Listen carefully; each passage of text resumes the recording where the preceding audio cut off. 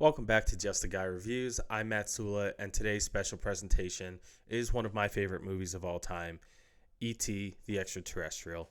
This movie is directed by the great Steven Spielberg and is starring both Henry Thomas, who a lot of people now know from The Haunting of Hill House, The Haunting of Bly Manor, a lot of those Mike Flanagan shows, along with a very young Drew Barrymore, who, everyone knows from The Wedding Singer, 51st Dates, a lot of her other movies. But this is very on in both of their careers and is, in my opinion, the greatest children's movie ever made. Also one of the greatest movies ever made. Again, whenever I do these older movies, these are movies that I consider to be perfect. E.T. is a perfect movie. Every time I watch it, I get goosebumps. I uncontrollably smile. I'll tear up at the end almost every time. It's one of those movies that I can't, if I hear someone hasn't seen E.T. before, I can't wait to show them. I want them to experience everything that I feel when I watch this movie, which I think is just pure joy and excitement. It's the one thing if there's one thing that Steven Spielberg does better than anything, it's making you experience a movie through the eyes of a child. He gives you that wonder. He gives you that awe. He really makes you feel like you're a child again with the amazing, almost imaginary aspects that he brings to life, like he does in Jaws, Jurassic Park, and here in E.T. What I know that I thought for the longest time about this movie was that E.T. was like the embodiment of an imaginary friend for Elliot. I always thought that, whoa, isn't that awesome? Like, every kid has an imaginary friend. And then Elliot gets this alien who just, stumbles into his life. But as I got older and started watching it, and as I learned more about Steven Spielberg, what I found is this is a divorce movie, which I never really looked at it. We are following a broken family with Elliot, Gertie, Michael, and their mother, who is recently separated from their father. And really, what E.T. is a father figure for Elliot through this whole movie. He's there to help him, pick him up when he's down, help him when he's hurt, all this stuff. The more you watch it, you see that E.T. is this father figure, and that he is this force that's bringing the family together. What in the beginning they were fighting a lot, they seemed pretty disjointed. It was this real mess of a family that the arrival of E.T. brings the kids together. They have this new bond brought between them and how to get E.T. back home. The actual description for this movie being, after a gentle alien becomes stranded on Earth, the being is discovered and befriended by a young boy named Elliot. Bringing the extraterrestrial into his suburban California house, Elliot introduces E.T., as the alien is dubbed, to his brother and his little sister Gertie, and the children decide to keep his existence a secret. Soon, however, E.T. falls ill, resulting in government intervention, and a dire situation for both Elliot and the alien. There is a point in this movie where, Elliot brings E.T. into the house after pretending to be sick, and Michael comes in, his older brother, and he's basically like, you have to promise you're not going to tell anybody the greatest promise you've ever told. Yeah, keeps it. Shows him E.T.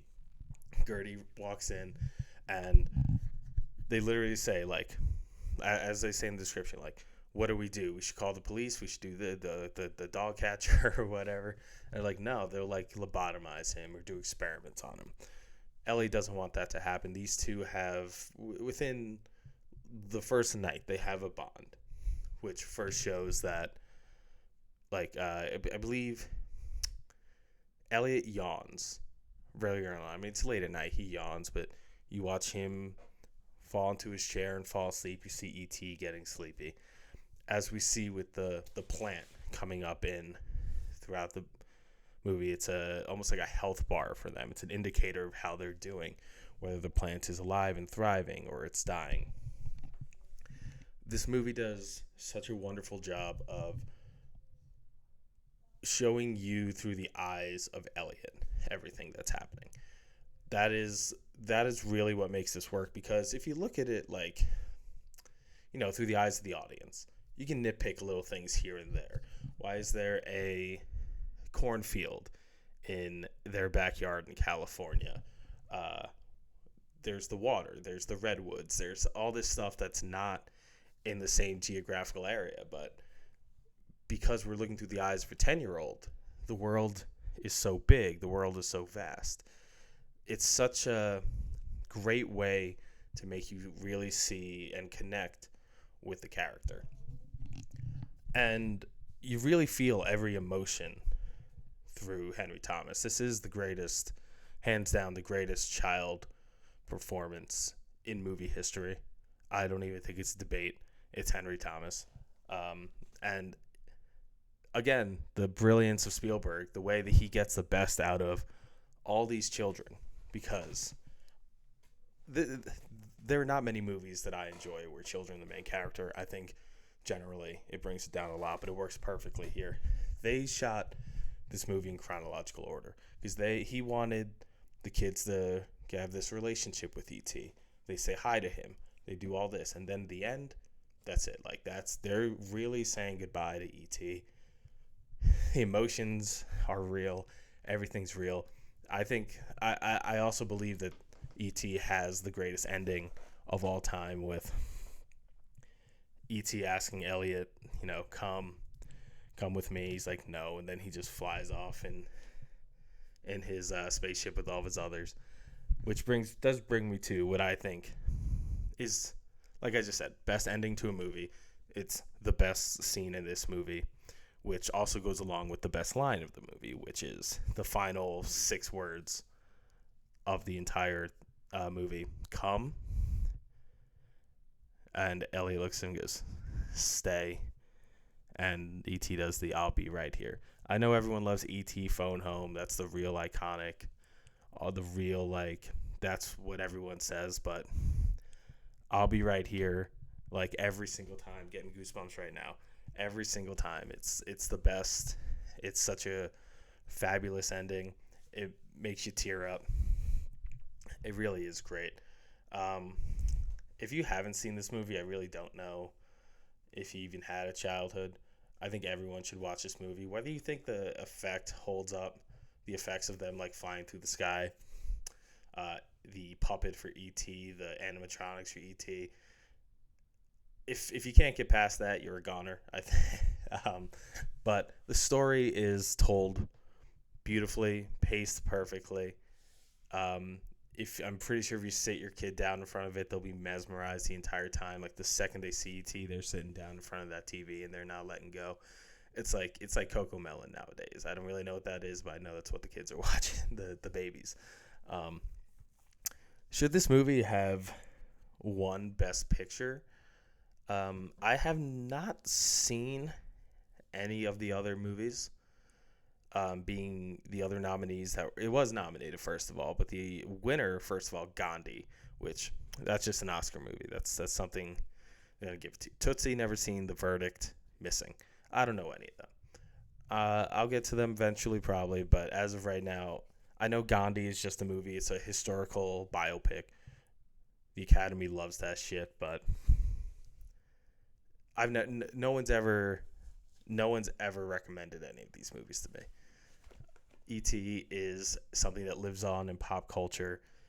When it came out, it became the highest grossing movie of all time and stayed there for 11 years until Spielberg came back with Jurassic Park, literally the king of the box office. Until Cameron came along, but I still give it to Spielberg.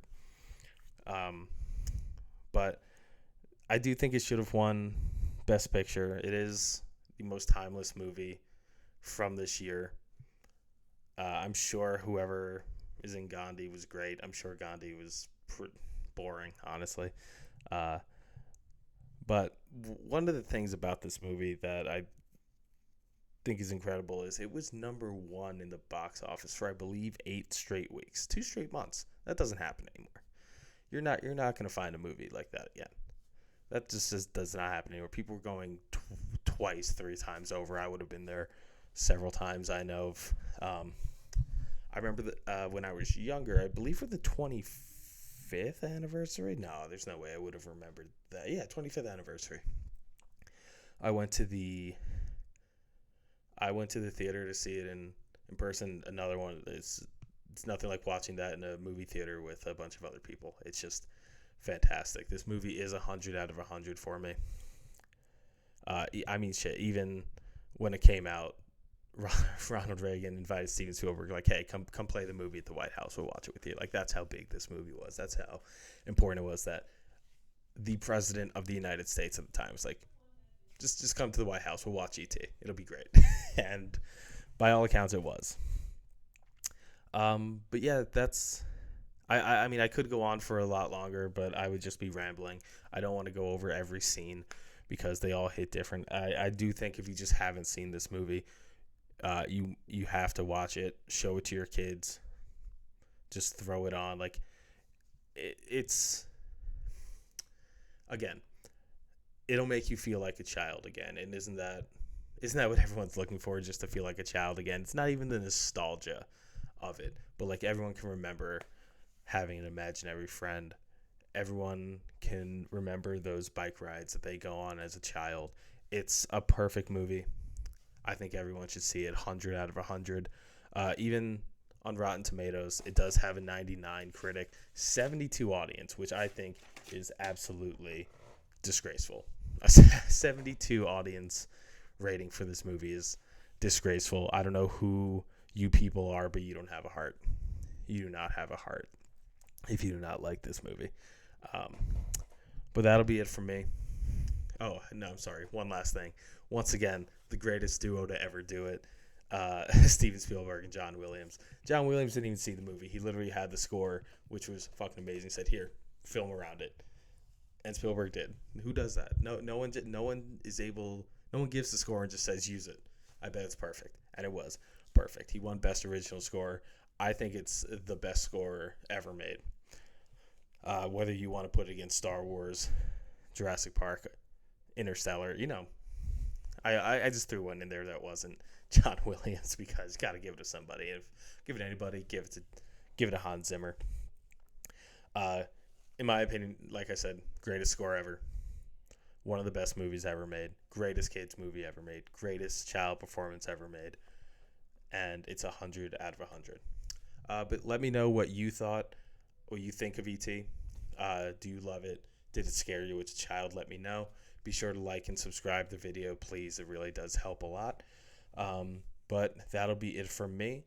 Next video is most likely going to be Godzilla -1, which I am going to be seeing in just a couple of hours. But that'll be it from me. I'm Matt Sula, Just a Guy Reviews. Have a good one, guys.